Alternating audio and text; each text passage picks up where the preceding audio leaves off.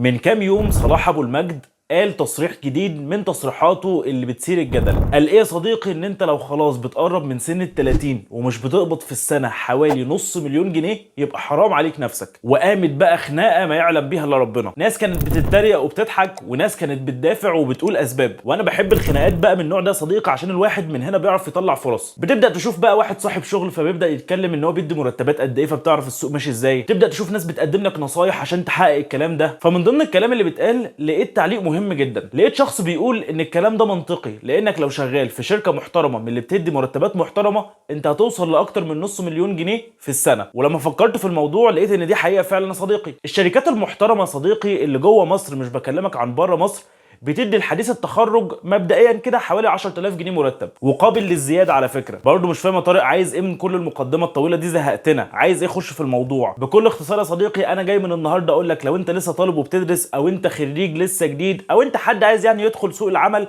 تعال اقول لك ازاي تبقى يعني تنفع تشتغل في الشركات المحترمه دي وتكون مؤهل ان هم يقبلوك، عشان تبدا بقى تمسك المرتبات اللي بنتكلم عنها دي وتعرف تعمل النص مليون خلال سنه. فمن غير كلام كتير يا صديقي، وقبل ما عمر ال30 بقى يجي، صلي على النبي دلوقتي وتابع الحلقه دي للنهايه. انا طارق صادق وانت منورني.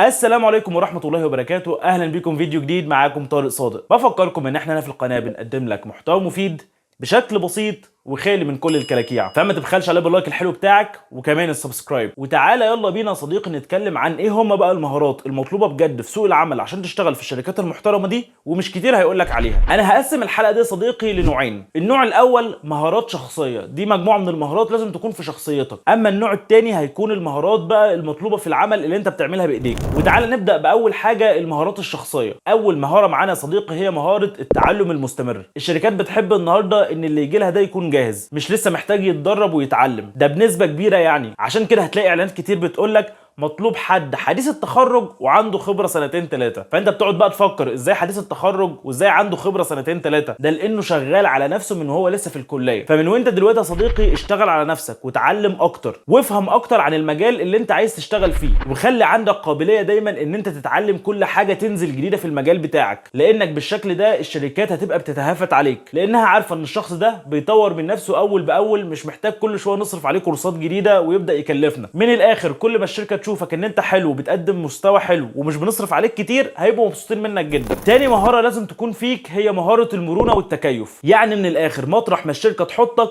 تقدر تشتغل. يعني النهارده انت رحت اشتغلت في فرع الشركه اللي في القاهره، جم تاني يوم قالوا لك لا احنا محتاجينك تروح الفرع اللي في اسكندريه. ما تجيش تقول بقى اصل ما اعرفش، اصل بيجي له رطوبه من البحر، اصل مش عارف ايه. ما تديهمش اعذار، هم عايزين حد مرن. مطرح ما نقول لك روح تروح وتشتغل وتشقلب الدنيا وتطلع احسن شغل. وبيبان الطلب ده صديقي لما تلاقيهم دايما طالبين انسه ما تكونش متجوزه ولا مطلقه ولا معاها عيال، مطلوب انسه. او يجي يقول لك مطلوب شاب حديث التخرج، لان هي دي النوعيات اللي مطرح ما تحطها هتشتغل. الانسه دي مش مربوطه بزوج بقى هيقعد يقولها اتاخرتي في الشغل ليه، لا تعالي بدري، لا الولاد، لا مش عارف ايه. هي متفرغه بنفسها فيقدروا يتحكموا فيها زي ما هم عايزين من الاخر. والنوع الثاني اللي هو حديث التخرج، ده واحد لسه متخرج فعايز يشتغل باي شكل، فزي ما هنقول له هيسمع الكلام لانه لسه في بدايه حياته ومش عارف يتشرط. يعني طبعا مش بكلمك هنا ان الشركات شريره وان هي جايه على الموظفين وبتقهرهم، لكن بكلمك كعقليه بيزنس. هم بيفكروا في البيزنس ازاي عشان الشغل بتاعهم يمشي وما يتعطلش. وما تنساش يا صديقي ان مقابل كل اللي بقول لك عليه ده في زياده في الفلوس، لان بكلمك هنا عن الشركات المحترمه اللي بتدي مرتبات محترمه. ثالث مهاره لازم تكون فيك هي مهاره العمل تحت ضغط. يعني لو الشغل كتر عليك تقدر تشتغل وتطلع نتائج كويسه. يعني لو الديدلاين خلاص بكره تتشقلب وتخلص قبل ما ينتهي الوقت المطلوب منك. وعشان كده دايما هتلاقي السؤال ده بيتسال في الانترفيو، تلاقيهم دايما يسالوك هل بتقدر تشتغل تحت ضغط ولا لا، لانهم مش عايزين موظف فرهود اول ما يدخل عليه ضغطه شغل يقعد بقى يعيط ويصرخ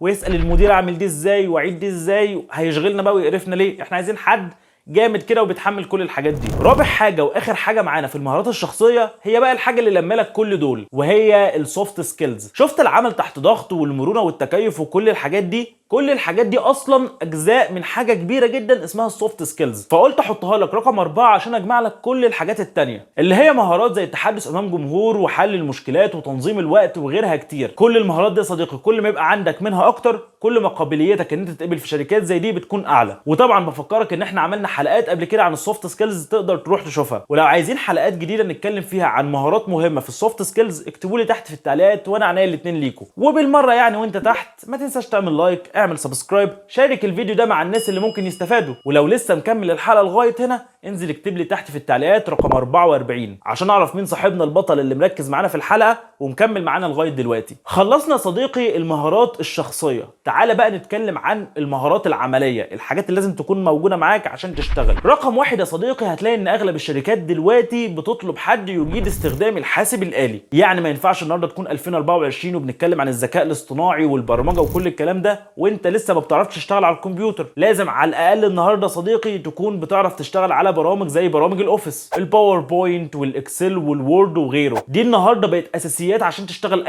اي حاجه لها علاقه بالكمبيوتر او ملهاش. هم دايما كده يطلبوا منك يبقى عندك خبره في استخدام الحاسب الآلي، والموضوع ده ما تشيلش همه. لو انت ميح خالص في الموضوع ده اكتب لي تحت في التعليقات واعمل لكم حلقه ازاي تاخدوا كورسات مجانيه في الحاجات دي. تاني حاجه يا صديقي ان انت لازم يكون معاك انجليزي. مفيش شركه محترمه في مصر او بره مصر هتشغلك وانت مش معاك لغه انجليزيه، ويا سلام بقى لو معاك اكتر من لغه، يعني معاك انجليزي والماني وحبه اسباني مش عارف ايه. يعني كل ما تكتر لغات كل ما تزيد فرص عملك وكل ما يزيد المرتب بتاعك. ما هو اللي معاه لغه واحده مش زي اللي معاه لغتين مش زي اللي معاه 3. تعلم اللغه الانجليزيه يا صديقي النهارده مش رفاهيه، تعلم اللغه الانجليزيه بيفتح لك ابواب شغل كتير جدا. وللاسف ناس كتير كفاءات عاليه جدا واترفضت في الشركات المحترمه اللي بنتكلم عنها دي لمجرد ان هي مش معاها لغه انجليزيه. فحاول يا صديقي تطور اللغه الانجليزيه بتاعتك، وحاول برضو تشوف الفيديوهات اللي احنا عملناها عن تعلم اللغه الانجليزيه. نزلت لك فيديوهات عن كورسات مجانيه ونزلت لك فيديوهات عن تطبيقات تساعدك انك تتعلم انجليزي ببلاش. ما هو انت لو متابعنا كويس كنت عرفت الحاجات دي. اعمل سبسكرايب وفعل زرار الجرس وصحصح معايا كده، بفكر في مستقبلك، فكر معايا بقى شويه. ثالث حاجه يا صديقي في الخبرات العمليه ان انت يكون عندك بقى خبره في الشغل بتاعك. ما هو مش هيبقى عندك كل الخبرات دي، واهم حاجه بقى ان هو الشغل بتاعك اللي انت مطلوب عشانه ما بتعرفش تعمله لازم يكون عندك خبره في المجال بتاعك بقى يا صديقي. وهنا بقى بنكتشف الصدمه الكبيره ان الموضوع ملوش علاقه خالص باللي احنا درسناه في الجامعه. فلو انت خارج لسه في الجامعه وجايب الاول على الدفعه بقى ومبسوط ورايح تشتغل هتتصدم ان كل اللي انت اتعلمته ده اللي انت كنت شاطر فيه وبتجيب فيه امتيازات